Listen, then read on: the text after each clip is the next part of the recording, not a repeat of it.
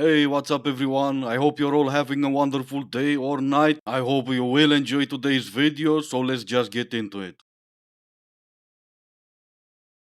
This is so true, and to me it's actually really sad because the reason we're jealous and we behave that way is because society makes us feel that way.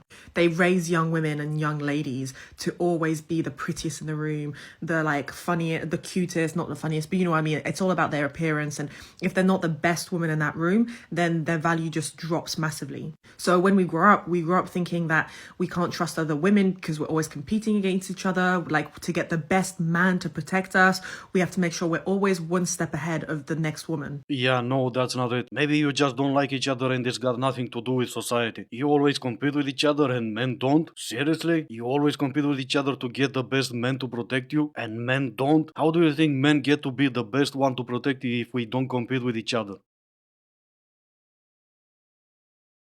Has anyone else been so humbled on a date?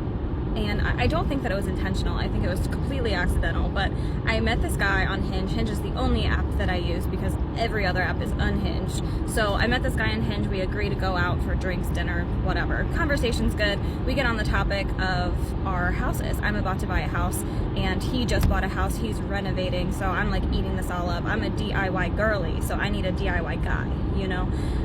So he's showing me before and after pictures. And my guy accidentally swipes a little too far, and I see a screenshot of another girl's Hinge profile, which is what I'm hoping and assuming that he took a screenshot of this profile to save as like a contact ID so he doesn't get his dates confused. I think her name was like Bree or Brianna or something like that, which, girl, you a hottie. Anyway, totally different than me. Bleach blonde, kind of like shorter hair, small, very tiny, petite little body. And I, like, after I saw that, I was just like, what are we even doing here? You know? Like, I know that people are allowed to have different types, or maybe like no type at all, but I'm polar opposites, man. Now I feel like I need to know his preference to move forward. Is that weird? No, it's really not. You're already sabotaging something that could turn into something more than just the first date. And all that because he may or may not have dated a blonde girl. What are you gonna do next? You're gonna look at every girl he's ever dated hair color? What if they're all half blondes, half brunettes? And stop giving me false hopes. When you said a humbling dating experience, I trusted you. I thought he mentioned your eyebrows or something. Your story wasn't one. This is how you get a guy to commit to you. He has to think that you have something that other women don't. You need to have like social proof, basically. You need to come off like every other dude wants you. Even if you don't have other guys chasing you, you need to act like it, exude that aura. He has to fear that he has competition because men love competition. They like winning. Why do you think they like sports? He has to think like, oh, she's giving me a chance. I have to take her off the market before I lose her to another guy. He has to see you as a rarity, like supply and demand. I think the mistake a lot of girls make is they come off way too eager and clingy at first. Texting first, initiating first, asking what are we, seeking validation. All that shows a guy is that you don't have that social proof. It looks like you don't have other options. You are giving him nothing to work for or pursue. So he's gonna see no reason to commit to you because you're already always around. You gotta get him to think that there's some sort of deadline, and not like an ultimatum. I mean, don't do that. Essentially, you're giving him the free trial version, and it's not gonna renew unless he buys the full package. Yeah, do this and he'll never renew to the full package. Yes, men do love competition. Men do love to win. But there needs to be a prize involved for them to even join the competition. And you're not it. Not to mention you already gave him the trial version and he found you wanting. Lie from the beginning with your social proof. That's your idea on how to start a healthy long-term relationship? With lies about your social proof? Ladies, the two of you that are still here, please stop listening to these so-called experts on men. They really have no idea about what they're talking about. Men fully understand the dating market that they are in, and when they see a good girl, a wifey material girl, let me tell you, he will let nothing get in the way of saying, she's mine. But not in a crazy, obsessive, love bomby way, like, oh my God, I'm so obsessed with you, I want to see you every single day, you're mine. Like, calculated. He will act so certainly. He will move at a certain speed. He will take it slow. He is not going to let anything get in the way of this connection up because he wants it. He knows that it's good and he wants it. So honestly, as a woman, if you are dating, all you have to do is sit back and relax. He will make the moves. He will lead. He will plan the dates. He will follow up. All you have to do is when you hang out and you enjoy your time together, send him a little text and say, I enjoyed that so much, thank you. That's literally all you have to do. He will do the rest. But just sit back and relax, honey. He is coming for you. No, I don't think he is. Don't get me wrong, it sounds way better from the social proof from earlier, but sit back, relax, and do nothing, that's your idea? I know this is probably gonna sound mean or whatever, but you're gonna have to put in some effort. That whole sit back, relax, and do nothing part is only gonna take you so far. Sit back and do nothing. That's great. I like vegetables just as much as the next guy, but I'm not gonna marry one. Boys are so dumb. Like, and if you're a man watching this being like, oh my god, like, oh my, no, listen, just listen to how stupid they are. So I had my head slicked back the other day, like slicked, and this boy goes to like caress, touch my hair like I'm some chia pet or something, and he's like, wow, like that's like stiff.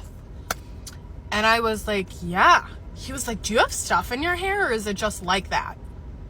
I said, no, I have gel in my hair. Like, honey, this like took hours of preparation. You gotta gel it, you gotta slick it, you gotta hairspray it. And he was like, wow. And I was like, what? You think I could just like whip my hair into this? And it's like, it must be so simple being a boy and like just not knowing the complications of being a female. Must be so nice. Listening to you, I realized that yes, it is. I probably lost about 10 IQ points, but no, it is. And thank you so much for telling me how hard it is to do your hair. No, I mean for telling me the hardships of being a woman, doing your hair. And I'm trying so hard to approach this from a place of love and all that, because I'm gonna pretend for a second I'm not the a-hole that I am. But I hope to God you didn't pay to have your hair done like that. Unless of course it was for an experiment, how a woman would look with rat's hair, because in that case it would be okay. I don't dress for men, I dress for little girls who've been told at some point in their life that this is not a fashion show, and for old women drunk on their porch. That's cool, but we don't care. We never did care who you dress for, we only care who you undress for. And if I may say so myself, that's quite an interesting choice in clothes. I love it when they come off quick and easy. And even better when sometimes you don't even need to take them off.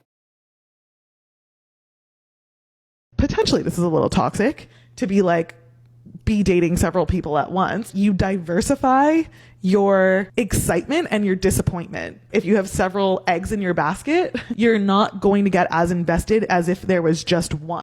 Oh, that's what we're calling it these days. Diversify. Nah, okay, got it. Good to know. What exactly do you ladies mean when you're saying dating multiple men at a time? Because you're not really talking about just going on first dates, do you? You're talking about second, third, fifth, 10th date with multiple men at a time. And let's not even for a second pretend that you're not sleeping with multiple men at a time. Everything's going great with, let's say, 4 out of the 10 you're dating. You're still sleeping with 4 men at a time. Oh no, wait, but it's my bad. You're all doing it in order to find love and soulmates and all that, right? No, yeah, of course you are. So once I learned this about the art of conversation, it changed my life forever. But I will warn you, once you hear it, you can never unhear it, and it will impact every conversation you have. So if you're worried about that, scroll. So in every conversation, you have 2 options. You have the option to ask more about that story or relate it to yourself. So option 1, someone says they went to Italy. You can decide to ask them more about that experience. So where did you go in Italy? What was the funnest thing you did while you were in Italy? Option 2 is you can relate to that story with an experience you had. So you'd say, oh my gosh, you went to Italy? I went to Italy last summer. It was so cool. Well, she did warn me I cannot unhear this, so this one's on me. I should have known better. First option, ask more questions. Maybe I don't want to hear more about your story. You went to Italy, I'm happy for you, I'm sure it's an amazing place. Let that be that. Option 2, relate to that story. No one likes the relate to the stories people. I'm sure we've met one of those. That time I was driving my car. Oh yeah, I have a car. Yeah, that's great, mine's leaking oil. Oh yeah, oil, I have that in my house. I use it to fry stuff. Oh, it's raining outside. Oh no, yeah, raining. That time I was sitting in the rain and I got wet. Yeah, buy an umbrella and shut up. Oh no, yeah, umbrella. That time I was at the pool and I was sitting on a chair and I didn't have an umbrella, and they never seem to relate to the shut up part. Now me, I'm no expert on conversation as you are. I can carry one, but I'm no expert. I sometimes go with option 3, changing the subject. That usually comes in between cool story and don't tell that to anyone else ever. Okay, the longer I am single, the more I'm just like, screw it. I could die alone. Hell, bring it on. That sounds nice. I know, right? I know exactly what you mean. The more I was listening to you, the less I cared. Hey, Dad, what is it like being married? Not right now. I'm busy. Oh, okay. All right. Oh, wait, don't go away. What? What do you mean? You just told me to leave. No, don't ignore me. Now apologize. Apologize for what? Now you know what it's like to be married. And this is gonna be the end of the video. As always, I do hope you enjoyed it. If you didn't, I still appreciate you for making it this far. Thank you all so much for watching. Stay safe, and I will see you in the next one.